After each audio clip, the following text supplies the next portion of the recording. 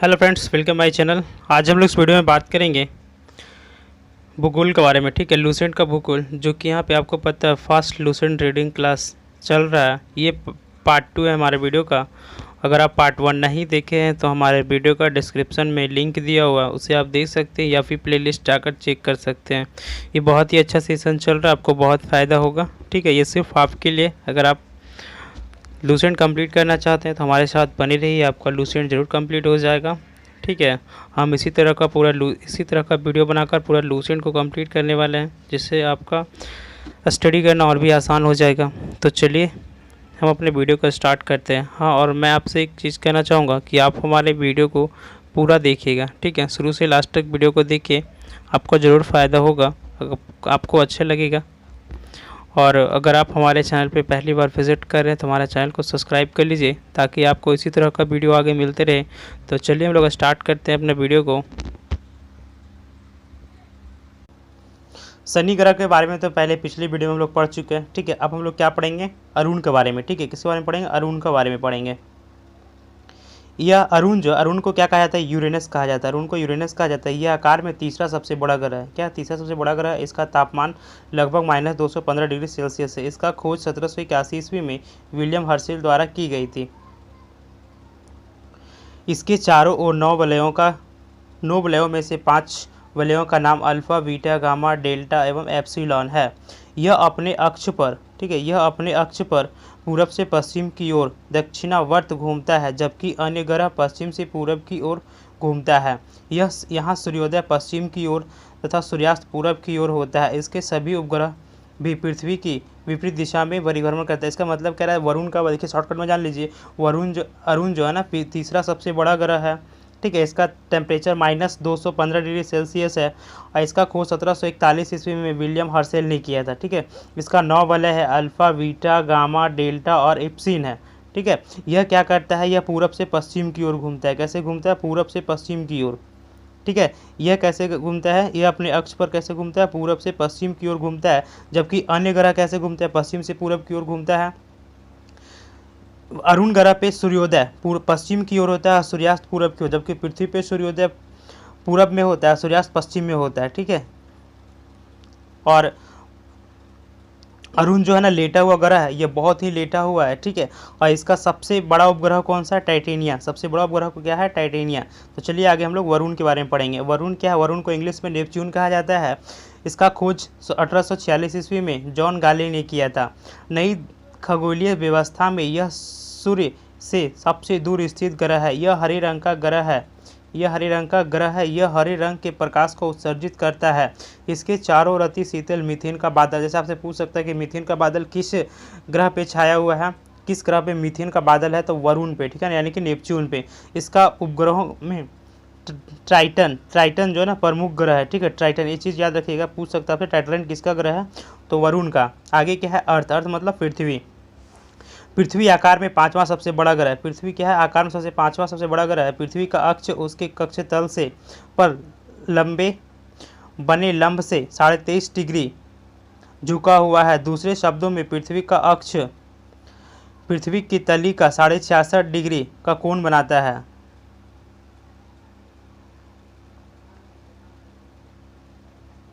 यह सौरमंडल का एकमात्र ग्रह है जिस पर जीवन है। इसका एकमात्र उपग्रह चंद्रमा है। इसका विषुवतीय व्यास 12,756 किलोमीटर और ध्रुवीय व्यास 12,713.6 किलोमीटर है। दोनों का व्यास का अंतर कितना है? 42। ये बहुत बार आ चुका है कि विषुवतीय व्यास और ध्रुवीय व्यास के बीच का अंतर क्या है? तो 43 भी आता है, कहीं कहीं 42 भी देता है। ठीक है, वो भी याद रखिएगा, 43 और 42 दोनों। आगे क्या है? पृथ्वी का औसत व्यास 12,742 है। पृथ्वी का औसत व्यास 12,742 है। इसकी गणना सर्वप्रथम इरेटोस्थनीज ने किया था। ठीक है, यहाँ से क्वेश्चन आता है पृथ्वी का व्यास का गणना किसने किया था? इरेटोस्थनीज ने किया था। आगे है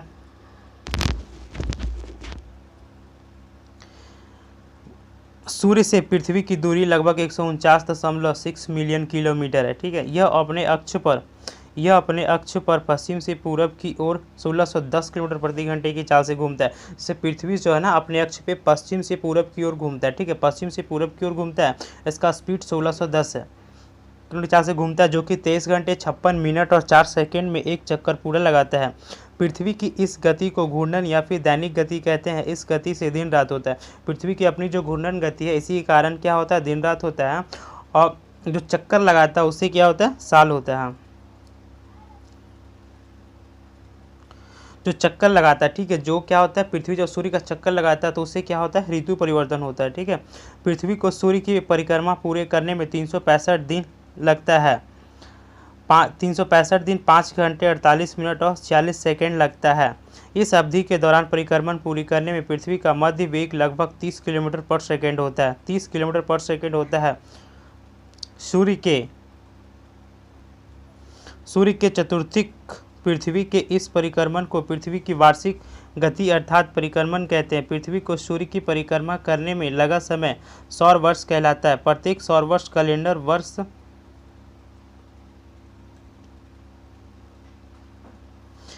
वर्ष से लगभग 6 घंटा बढ़ जाता है, जिससे हर चौथे वर्ष लीप वर्ष बनकर समायोजित हो जाता है। लीप वर्ष 366 दिन का होता है, जिसके कारण फरवरी माह में 28 के स्थान पर 29 दिन का महीने होता है। पृथ्वी पर ऋतु परिवर्तन इसकी अक्ष पर झुके होने के कारण व सूर्य के सापेक्ष इसकी स्थिति में परिवर्तन के यानी कि वार्षिक गति के कारण होता है। वार्षिक गति के कारण ही पृथ्वी पर दिन रात छोटा बड़ा होता है।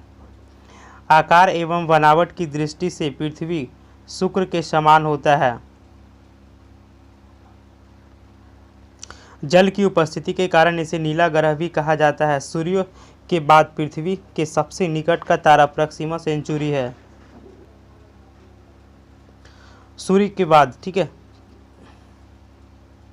जो अल्फा सेंचुरी समूह का एक तारा है, यह पृथ्वी से लगभग 4.22 प्रकाश वर्ष दूर है। ठीक है, पृथ्वी से लगभग 4.22 प्रकाश वर्ष दूर है।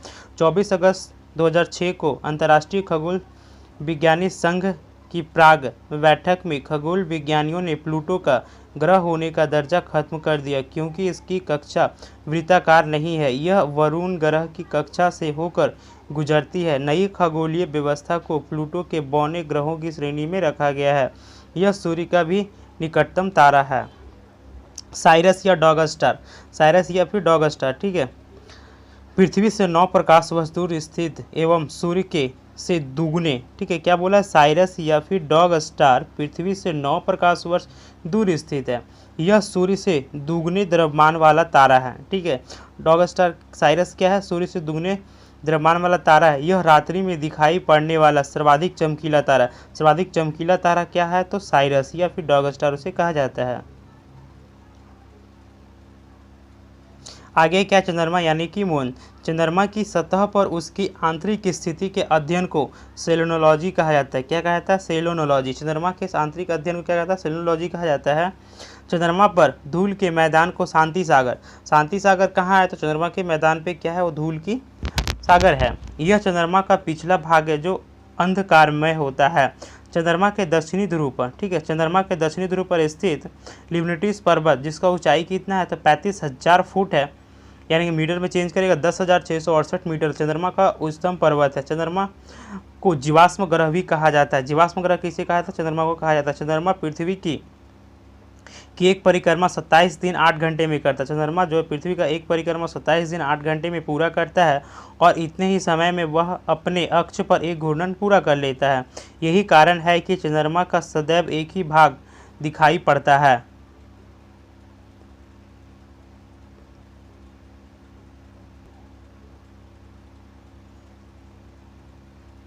पृथ्वी से चंद्रमा का 57% भाग ही दिखता है। यहाँ से क्वेश्चन आता है कि पृथ्वी से चंद्रमा का कितना परसेंट भाग दिखता है, तो मात्र 57% भाग ही दिखता है। चंद्रमा का अक्ष तल पृथ्वी के अक्ष के साथ 58.448 डिग्री का अक्ष बनाता है। ठीक है, चंद्रमा का अक्ष तल, ठीक है, चंद्रमा का अक्ष तल पृथ्वी के अक्ष तल के साथ 58.48 डिग्री का कोण बनाता है। चंद्रमा पृथ्वी के अक्ष के लगभग समांतर है। ठीक है, चंद्रमा का पृथ्वी के अक्ष के लगभग समांतर है। इसका परिक्रमण पथ भी दीर्घवृत्ताकार होता है। ठीक है, चंद्रमा का परिक्रमण पथ भी क्या है, दीर्घवृत्ताकार है। चंद्रमा का व्यास 3,480 किलोमीटर है। द्रव्यमान पृथ्वी के द्रव्यमान का लगभग 1/81 है। ठीक है, चंद्रमा का व्यास कितना है, तो 3,480 किलोमीटर चंद्रमा का व्यास, ये चीज़ याद रखना है। चंद्रमा का व्यास कितना है? तो 3480। चंद्रमा का व्यास 3480 किलोमीटर। चंद्रमा का व्यास कितना? तो 3480 किलोमीटर। और द्रव्यमान कितना? पृथ्वी के द्रव्यमान का लगभग 1/81 है।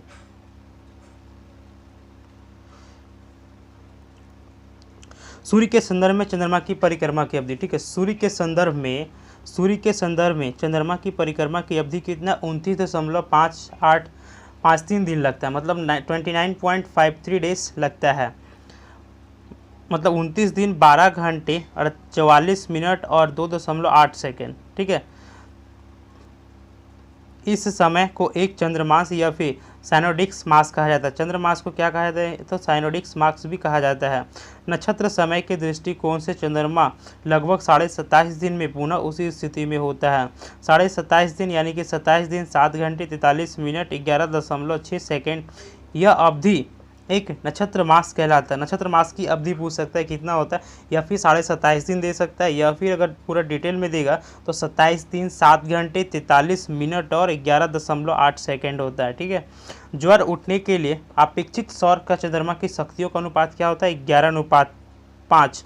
यानी जो ज्वार भाटा होता है उसमें क्या होता है कि सौर का शक्ति 11 होता है, चंद्रमा की शक्ति कितना रहता है? 5 रहता है, ठीक है। अपोलो के अंतरिक्ष यात्रियों द्वारा लाए गए चट्टानों से पता चला है कि चंद्रमा भी उतना ही पुराना है जितना पृथ्वी है, 460 करोड़ वर्ष पुराना।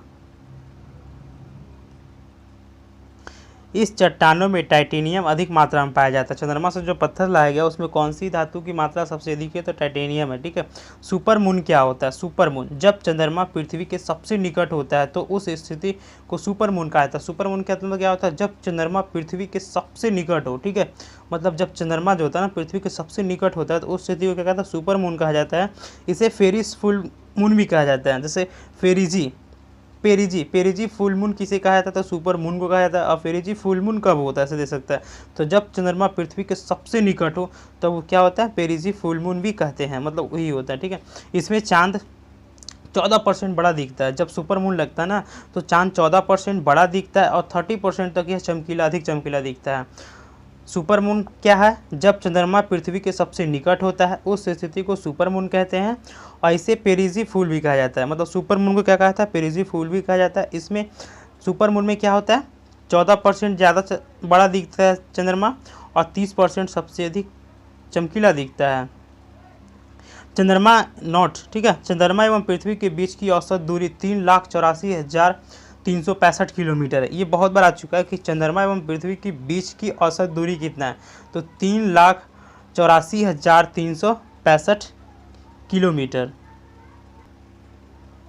अब क्या है ब्लू मून? ब्लू मून क्या होता है? एक कैलेंडर माह में 2 पूर्णिमाएं हो तो दूसरी पूर्णिमा को ब्लू मून कहा जाता है। मतलब एक ही मास में अगर 2 पूर्णिमा होता है, ठीक है, 2 पूर्णिमा होता है तो उसे क्या कहता है? ब्लू मून कहा जाता है।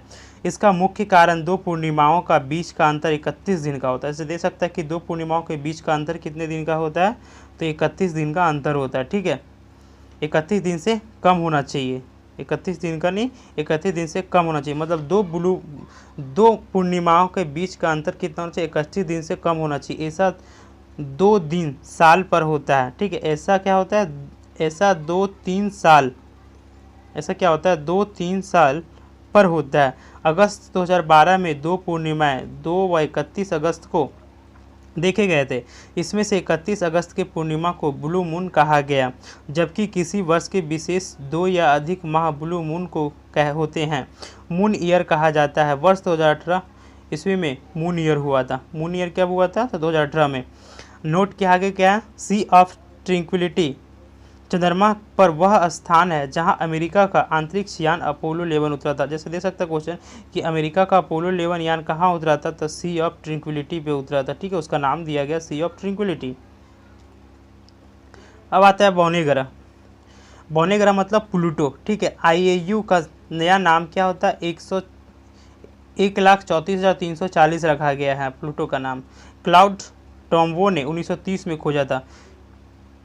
अगस्त 2006 में IAU का प्रयाग सम्मेलन में ग्रह कहलाने के मापदंड पर खरे नहीं उतरने के कारण यम को ग्रह की श्रेणी से अलग करने पर बौने ग्रह की श्रेणी में रखा गया।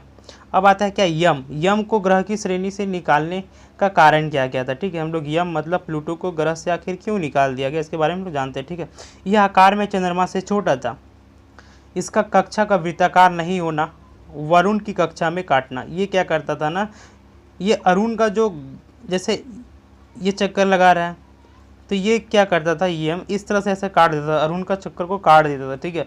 और यह क्या था कि आकार में चंद्रमा से छोटा था और यह वृत्ताकार मार्ग नहीं बना पाता था, इसीलिए इसे हटा दिया गया। आगे क्या है सेरस। अब क्या है सेरस।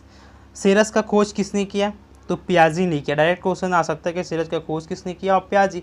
अब यहाँ से क्वेश्चन बनता है कि प्याजी किस देश का था, तो प्याजी इटली देश का था, ठीक है। सेरस का खोज किसने किया, तो प्याजी। अब प्याजी किस देश का था, तो इटली का। अब आगे है आईएयू की नई परिभाषा के अनुसार इसे बौने ग्रह की श्रेणी में रखा गया है। इसकी संख्या 1 से जाना जाता है। इसका व्यास बुध के व्यास का लगभग 1/5 है। अब आता है अन्य बौने ग्रह कौन कौन सा है, चिरॉन 2003, यूवी 313, इरिस। अब क्या सौर परिवार का सारणी, ठीक है, क्या सौर परिवार का सारणी है ये। इसमें क्या है कि कौन कितना दिन में किसका चक्कर लगाता है, क्या है, ठीक है। इसमें क्या बुध, पहले हम लोग व्यास पढ़ लेते हैं, किसका व्यास है उसका परिमाण पढ़ेंगे, टोटल एक एक चीज़ पढ़ेंगे, ठीक है। बुध का व्यास कितना है, तो 4,878 किलोमीटर, ठीक है, 4,878 किलोमीटर बुध का व्यास है। शुक्र का कितना है, तो 12,104 किलोमीटर। अब पृथ्वी का कितना है, तो 12,756 और 12,714। ये विषुवतीय व्यास है और ये क्या ध्रुवीय व्यास है, दोनों का अंतर क्या है, 42। ये भी चीज़ आपको याद रखना है। अब मंगल का व्यास कितना है, तो 6,796 किलोमीटर। मंगल का व्यास कितना है, तो 6,796 किलोमीटर। और बृहस्पति का व्यास कितना है, तो 1,92,984, क्योंकि सबसे बड़ा ग्रह कौन है, बृहस्पति, इसीलिए इसका व्यास भी सबसे बड़ा 1,42,984। अब क्या है शनि, तो शनि का व्यास कितना, 1,20,536। इससे पता चल रहा है कि दूसरा सबसे बड़ा ग्रह कौन सा, शनि है, ठीक है। अब अरुण का कितना है, तो 51,118 किलोमीटर। और वरुण का कितना है, 49,100 किलोमीटर, ठीक है। अब देखिए अब क्या है,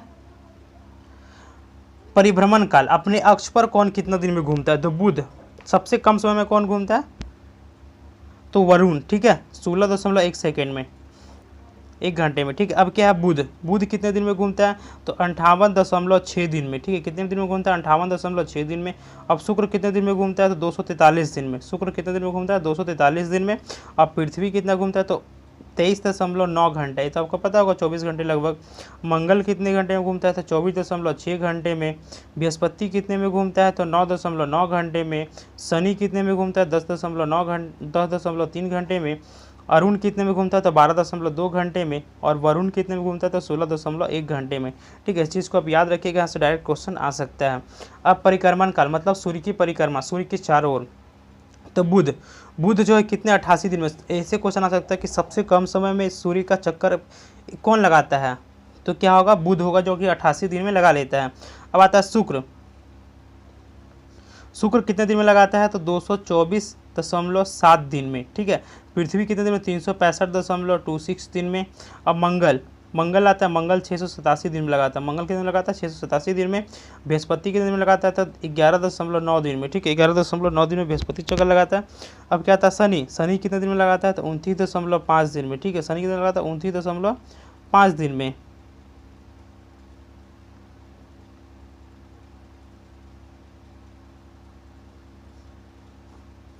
अब बृहस्पति तो हो गया 11.9 दिन में। शनि कितना हो गया, शनि 29.5 दिन में। अरुण कितने दिन में लगाता है, 84 साल में, ठीक है, कितने दिन में लगाता है, 84 साल में। और शनि कितने साल में लगाता है, तो 29.5 साल में, ठीक है, 29.5 वर्ष में। और वरुण कितना में लगाता है, तो 164.8 वर्ष में, ठीक है। चलिए एक बार फिर से इसको पढ़ लेते हैं। बुध कितने दिन में लगाता है, तो 88 दिन में। शुक्र कितने दिन में लगाता है, तो 224.7 दिन में। पृथ्वी कितने, 365.26 दिन में। मंगल 687 दिन में। बृहस्पति कितने में लगाता है, 11.9 वर्ष में लगाता है। और शनि कितने में लगाता है, 29.5 वर्ष में।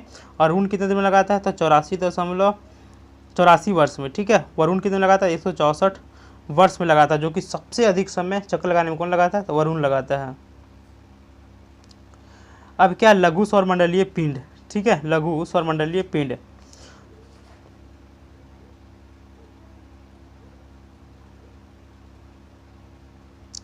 क्षुद्र ग्रह मंगल एवं बृहस्पति ग्रह की कक्षाओं के बीच कुछ छोटे छोटे आकाशीय पिंड है जो पृथ्वी की परिक्रमा कर रहे हैं, क्षुद्र ग्रह कहते हैं। क्षुद्र ग्रह किसके किसके बीच होता है, तो मंगल और बृहस्पति के बीच है, ठीक है, मंगल और बृहस्पति के बीच है। खगोल शास्त्रियों के अनुसार ग्रह विस्फोट के फलस्वरूप टूटे टुकड़ों से क्षुद्र ग्रह का निर्माण हुआ है। क्षुद्र ग्रह जब पृथ्वी से टकराता है तो पृथ्वी के पृष्ठ पर विशाल गर्त, यानी लूनार झील इसका एक उदाहरण है। लूनार झील कहाँ, महाराष्ट्र में, जो कि क्षुद्र ग्रह गिरने से बना है। फोरवेस्टा एकमात्र क्षुद्र ग्रह है जिसे नंगी आंखों से देखा जाता है। प्रश्न आ सकता है कौन सा ऐसा क्षुद्र ग्रह है जो नंगी आंखों से देखा जा सकता है, तो फोरवेस्टा, ठीक है, फोरवेस्टा एक ऐसा उपग्रह है, मतलब क्षुद्र ग्रह है जिसे नंगी आंखों से देखा जा सकता है। अब आता है धूमकेतु, मतलब कॉमेट, ठीक है, धूमकेतु मतलब कॉमेट। सौरमंडल के छोर पर बहुत ही छोटे छोटे अरबों पिंड विद्यमान है, जिस जो धूमकेतु या फिर पुछला तारे कहलाते हैं। यह गैस एवं धूल का संग्रह है जो आकाश में लंबी चमकदार पूंछ सहित प्रकाश के चमकीले गोल के रूप में दिखाई पड़ देते हैं। धूमकेतु केवल तभी दिखाई पड़ता है जब वह सूर्य की ओर अग्रसर होता है, क्योंकि सूर्य की किरणें इसकी गैस को चमकीला बना देता है। धूमकेतु की पूंछ हमेशा सूर्य से दूर दिखाई पड़ता है। ये क्वेश्चन बहुत बार आता है कि धूमकेतु का पूंछ जो है, ठीक है, धूमकेतु का पूंछ हमेशा सूर्य से दूर ही जाता दिखता है, ठीक है। आगे हेले क्या होता है, हेले धूमकेतु का परिक्रमण काल 76 वर्ष होता है। यह अंतिम बार 1986 ईस्वी में दिखाई दिया था, अगला बार 2062 में दिखाई देगा। हेले धूमकेतु कितने वर्ष, 76 वर्ष दिखाई। ये डायरेक्ट क्वेश्चन आता है कि हेले धूमकेतु कितने वर्षों बाद दिखाई देता है, तो 76 वर्षों के बाद दिखाई देता है।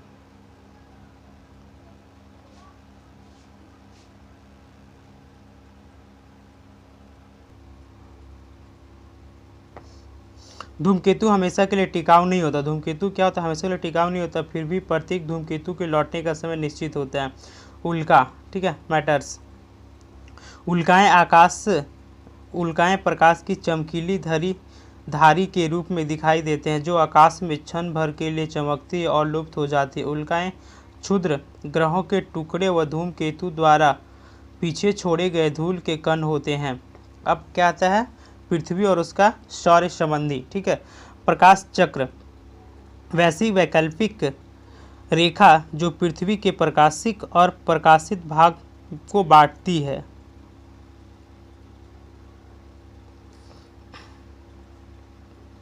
क्या बांटती है, पृथ्वी की गतियाँ, पृथ्वी की दो गति होती है। पृथ्वी की कितनी गति होती है, दो गति, एक घूर्णन गति और दूसरा परिक्रमण गति। घूर्णन गति मतलब जो अपने अक्ष पे घूमती है, और परिक्रमण गति जो सूर्य का चक्कर लगाता हो। तो घूर्णन गति पहले देखेंगे हम लोग, रोटेशन या दैनिक गति, ठीक है। देखो, घूर्णन गति को दैनिक गति भी कहा जाता है या फिर रोटेशन भी कहा जाता है। पृथ्वी सदैव अपने अक्ष पर पश्चिम से पूर्व की ओर घूमता है। पृथ्वी अपने सदैव ध्रुव पर पश्चिम से पूर्व की ओर घूमता है,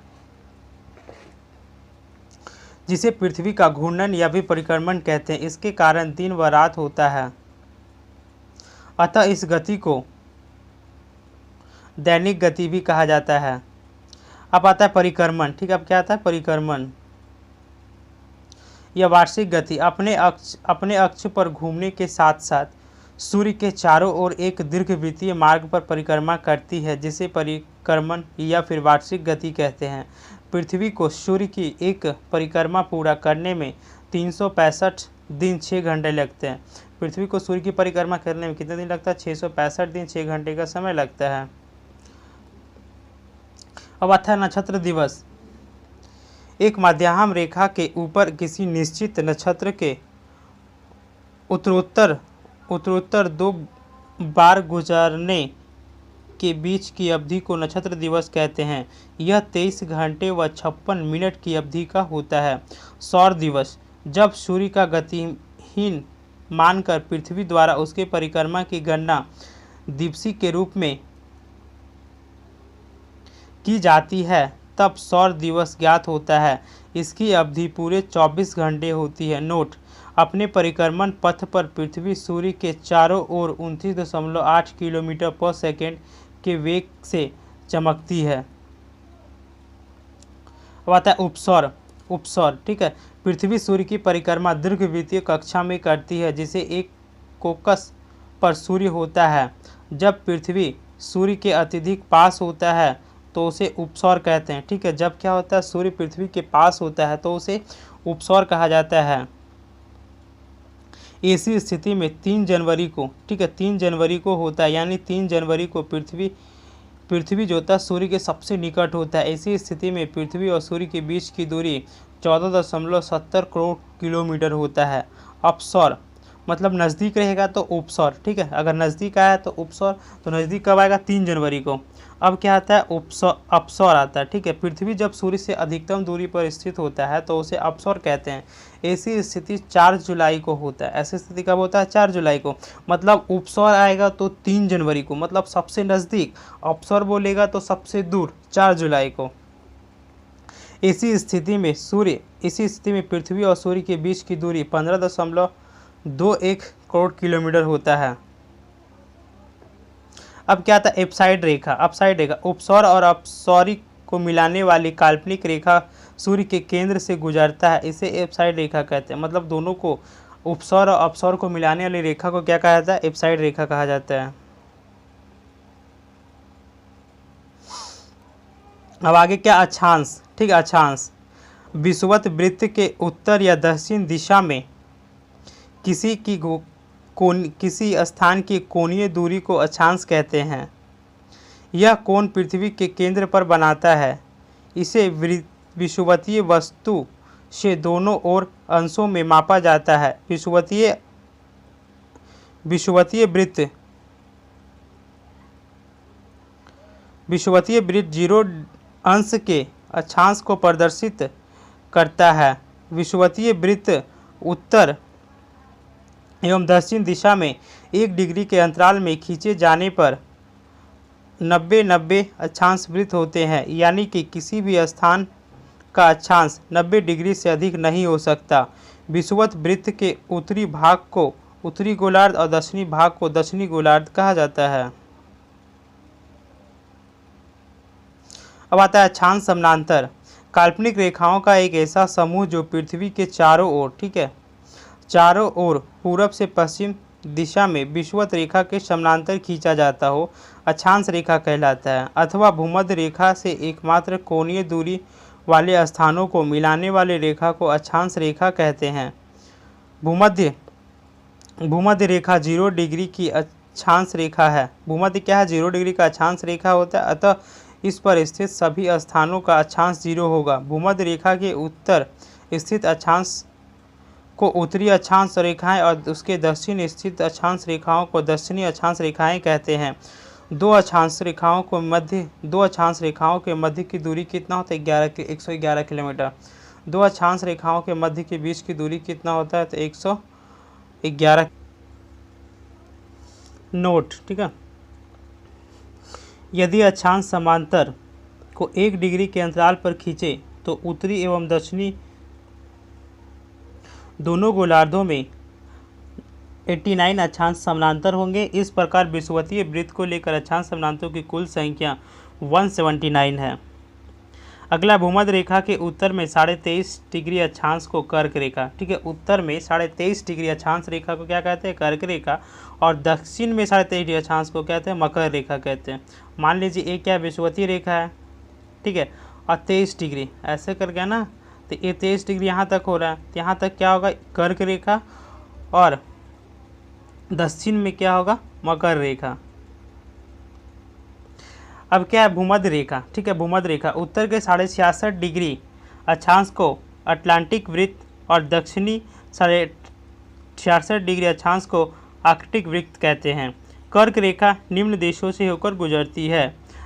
कर्क रेखा क्या होता है, निम्न देशों से होती है, ताइवान, चीन, म्यांमार, बांग्लादेश, भारत, ओमान, संयुक्त राज्य अमेरिका, अमीरात, सऊदी अरब, मिस्र, लीबिया, नाइजर, अल्जीरिया, माली, मारितानिया, पश्चिमी सहारा, बहामास और मैक्सिको से होकर गुजरती है कर्क रेखा। अब आता है मकर रेखा। मकर रेखा निम्न देशों से होकर गुजरती है। पहला क्या है, Chile, Argentina, Paraguay, Brazil, Namibia, Botswana, दक्षिण अफ्रीका, मोजाम्बिक, मेडागास्कर और ऑस्ट्रेलिया। यहाँ से होकर क्या गुजरती है, मकर रेखा गुजरती है। आगे आता है विषुवत रेखा। ठीक है, विषुवत रेखा निम्न देशों से होकर गुजरती है। Ecuador, Colombia, Brazil, Gabon, Congo गणराज्य, लोकतांत्रिक कांगो गणराज्य, युगांडा, केन्या, रोमालिया, मालदीव, इंडोनेशिया तथा किरिबाती। अब क्या देशांतर, देशांतर ग्रीनविच रेखा से किसी स्थान को कोणात्मक दूरी को उस स्थान का देशांतर कहते हैं, अथवा उत्तरी एवं दक्षिणी ध्रुव को मिलाने वाली काल्पनिक रेखा को देशांतर कहा जाता है। देशांतर रेखाओं की लंबाई बराबर होती है।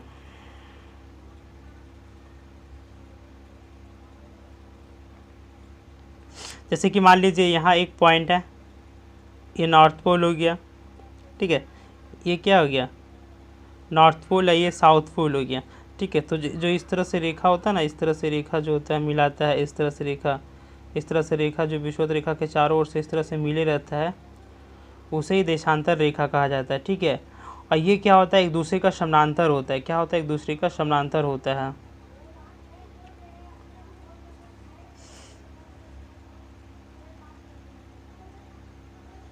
क्या होता है, दूसरे का समानांतर नहीं होता है। ये लोग होता है ना, ये जो देशांतर रेखा होता है, ये एक दूसरे का समानांतर नहीं होता है, क्योंकि लास्ट में क्या होता है कि ये देखिए ऐसे जा रहा है, ऐसे जा रहा है, ऐसे जा रहा है, तो समानांतर कहाँ, ये तो एक बिंदु पे आकर मिल जा रहा है ना। समानांतर मतलब क्या होता है, जो कभी ना मिले। ठीक है, लेकिन ये लोग मिल जा रहा है तो ये समानांतर नहीं होगा। ठीक है,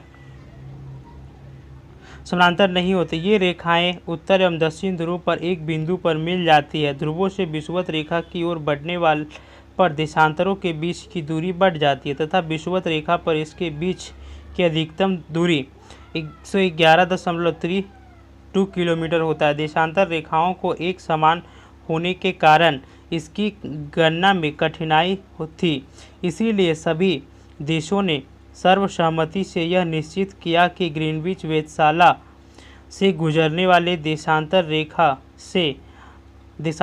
से गणना शुरू की जानी चाहिए। अतः इस प्रधान मध्याह्न रेखा कहते हैं। इस देशांतर का मानना है, इस देशांतर का मान 0 डिग्री होता है। ठीक है, इस देशांतर का प्रधान मध्याह्न रेखा का मान कितना होता है, 0 डिग्री होता है। इससे हम 180 डिग्री पूरब तथा 180 डिग्री पश्चिम देशांतर की गणना करते हैं। आगे क्या, प्रधान मध्याह्न रेखा बाईं ओर की रेखा पश्चिमी देशांतर और दाईं ओर की रेखा पूर्वी देशांतर कहलाती है। ये क्रमशः पश्चिमी गोलार्ध एवं पूर्वी गोलार्ध कहलाते हैं। 180 डिग्री पूरब में तथा 180 डिग्री पश्चिम देशांतर एक ही रेखा है। गोलाकार होने के कारण पृथ्वी 24 घंटे में 360 डिग्री घूमता है। ठीक है, पृथ्वी क्या होता है, 24 घंटे में 360 डिग्री घूमता है। यह 1 डिग्री देशांतर की दूरी तय करने में पृथ्वी को 4 मिनट का समय लगता है। पृथ्वी जब 1 डिग्री देशांतर पार करता है, ये डायरेक्ट क्वेश्चन आता है कि 1 डिग्री देशांतर पार करने में पृथ्वी को कितने समय लगता है, तो 4 मिनट का समय लगता है। देशांतर के आधार पर ही किसी स्थान का समय ज्ञात किया जाता है। तो देशांतर रेखाओं के बीच की दूरी को क्या कहते हैं, गोरे कहते हैं। ठीक है, ये आता है कि 2 देशांतर रेखाओं के बीच की दूरी को क्या कहता है, गोरे कहा जाता है। अब आता है शून्य अंश अक्षांश एवं 0 अंश देशांतर अटलांटिक महासागर को काटती है। ये बहुत ही महत्वपूर्ण है।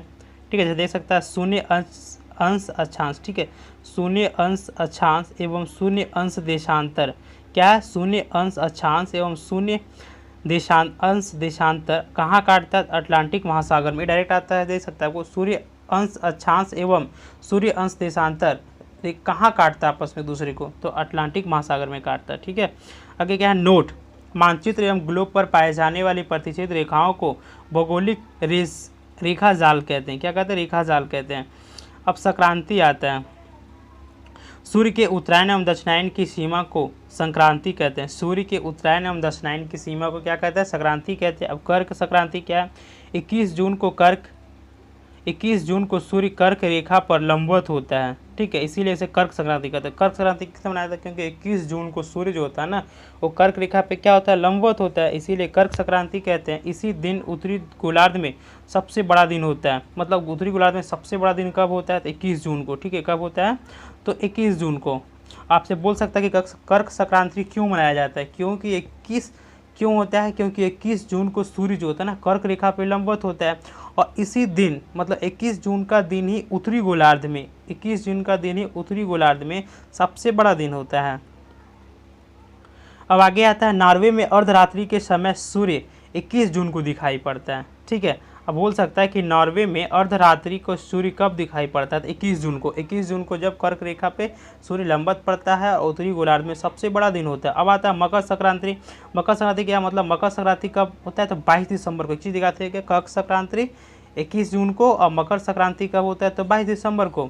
यह सूर्य मकर रेखा पर लंबवत होता है, इसे मकर संक्रांति कहते हैं। इस दिन दक्षिणी गोलार्ध में सबसे बड़ा दिन होता है, ठीक है, मतलब मकर संक्रांति में 22 दिसंबर को दक्षिणी गोलार्ध में सबसे बड़ा दिन होता है। अब क्या आता है, विषु। अब क्या है विषु, यह पृथ्वी का वह स्थिति होता है, यह पृथ्वी का वह स्थिति है जब सूर्य की किरणें विषुवत रेखा पर लंबवत पड़ती है, ठीक है, जब सूर्य की किरणें विषुवत रेखा पर लंबवत पड़ती है और सर्वत्र दिन एवं रात बराबर होता है। जब विषुवत रेखा पे सूर्य की किरणें लंबवत पड़ती है ना, तो सर्वत्र मतलब उत्तरी गोलार्ध में भी और दक्षिणी गोलार्ध में भी दिन और रात समान होता है।